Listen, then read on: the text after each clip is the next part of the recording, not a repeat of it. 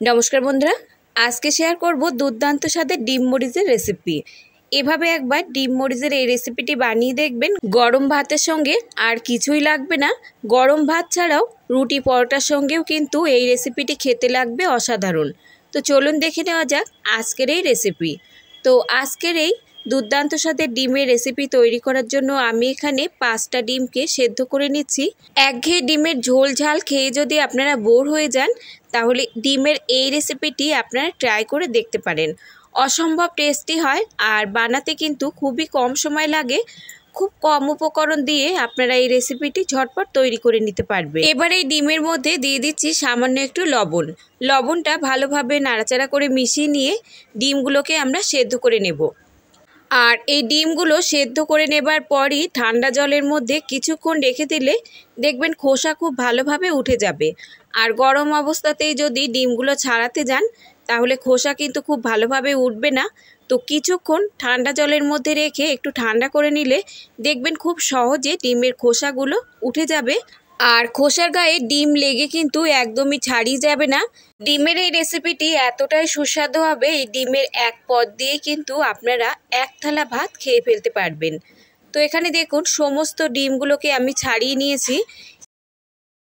এবারে সব ডিমগুলোর দুই পাশে এভাবে একটু একটু করে কাট লাগিয়ে নেব, তাহলে মশলাপাতি ডিমের মধ্যে খুব ভালোভাবে ঢুকে যাবে আর খেতেও কিন্তু অসাধারণ লাগবে। দিয়ে দিচ্ছি সামান্য একটু লবণ আর দিচ্ছি এখানে গোলমরিচের গুঁড়ো। তবে এটা কিন্তু কেনা গোলমরিচের গুঁড়ো নয়, আস্ত গোলমরিচ থেতো করে নিয়ে সেই গোলমরিচের গুঁড়োটা এখানে যোগ করলে তার ফ্লেভার আর স্বাদ কিন্তু হবে দুর্দান্ত। এবার লবণ আর গোলমরিচের গুঁড়োটা দিয়ে ভালোভাবে ডিমের গায়ে মাখিয়ে নিতে হবে।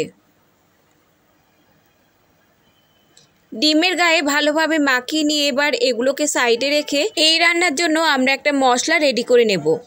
একটা ব্লেন্ডারের মধ্যে দিয়ে দিচ্ছি একটা বড় সাইজের পেঁয়াজ, আর দিচ্ছি এখানে 2 থেকে 3 টুকরো আদা, আর দুটো দিচ্ছি কোচানো কাঁচা লঙ্কা।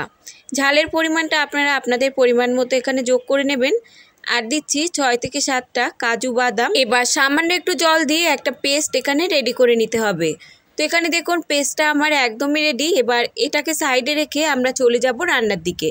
একটা কড়াইতে নিয়ে নিচ্ছি 3 থেকে 4 চামচ মতো সাদা তেল। এই রান্নাটা কিন্তু সাদা তেলেই করতে হবে।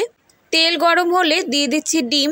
ডিমগুলোকে আমাদের এমনভাবে ভেজে নিতে হবে যাতে ডিমের এই সাদা রঙটা মিলিয়ে না যায়। খুব হালকা করে ডিমগুলোকে ভেজে নিতে হবে। তো এখানে দেখুন খুব হালকা লালচে করে আমি ডিমগুলোকে ভেজে নিয়েছি। এখন এই ডিমগুলোকে আমি তুলে নিচ্ছি।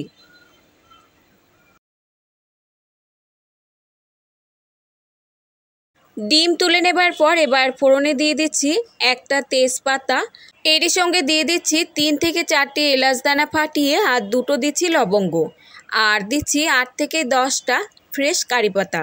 এবার যোগ করে দিচ্ছি বেটে রাখা মশলা, আর ব্লেন্ডারটা ধুয়ে সামান্য একটু জলও যোগ করে দিচ্ছি।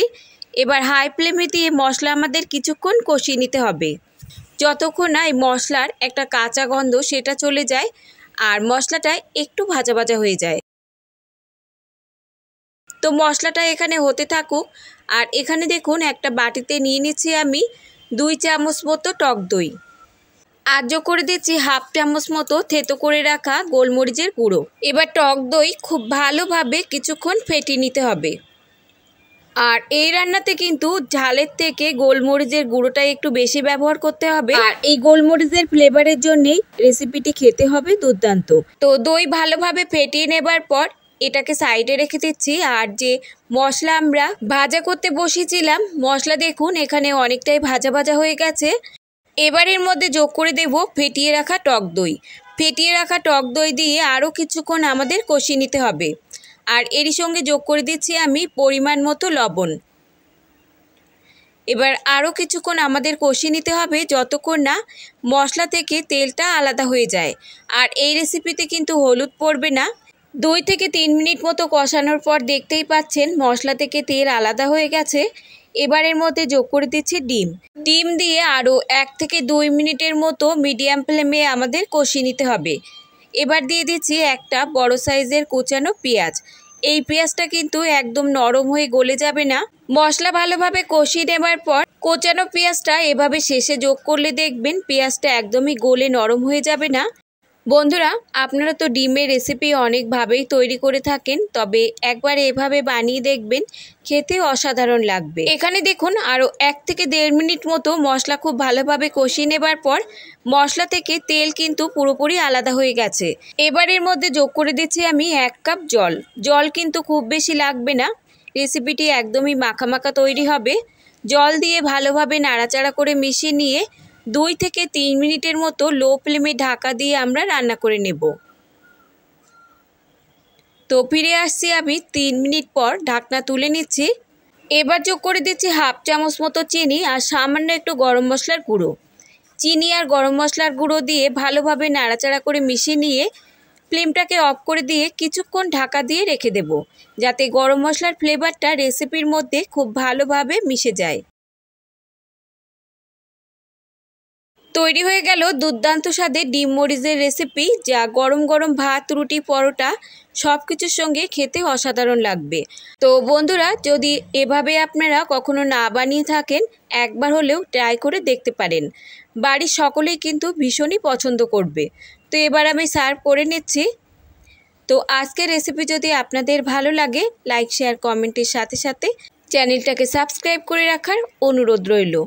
আজ তাহলে এই পর্যন্ত বন্ধুরা, দেখা হবে অন্য কোনো রেসিপির সঙ্গে। ততক্ষণ সুস্থ থাকবেন, ভালো থাকবেন, আর রেসিপিটি দেখার জন্য সকলকে ধন্যবাদ।